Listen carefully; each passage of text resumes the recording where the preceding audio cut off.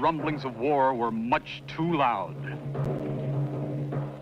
Ernie traded in his familiar cowboy hat for a helmet, and his scratchy, handwritten columns began finding their way to the hearts of an anxious American public. Not that Ernie Pyle, an iconic World War II journalist, born in the small west central Indiana town of Dana. A community dedicated to remembering its proud son. There's already a museum in Dana honoring Pyle. Now the town is preparing to unveil a statue and new park to honor his legacy.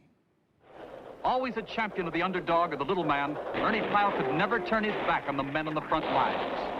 It helps put Dana on the map. I mean, you know, Dana is a very small, little farm town.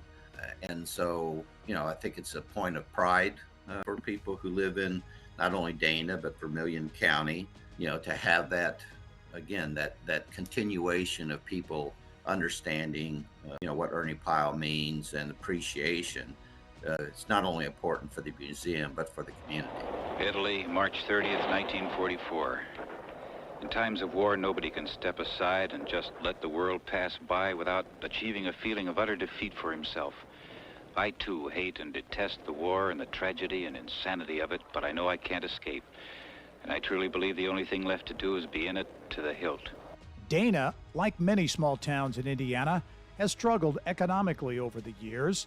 The new statue and plaza honoring Ernie Pyle can put the town back on the map as a global destination for history buffs. We had a gift from a couple a few years ago who came over from England. So it does draw people from around the world. It's another way to honor his, legacy as the preeminent correspondent during World War II and an advocate for combat pay, a policy that he pushed for and Congress passed in 1945, which still is in existence.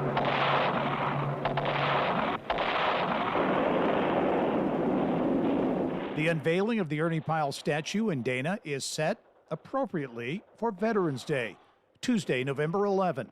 A Hoosier War hero's legacy being preserved for eternity in his hometown.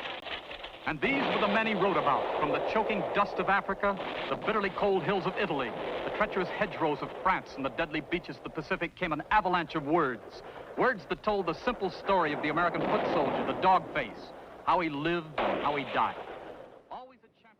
Ernie died after being shot while reporting in Japan in 1945.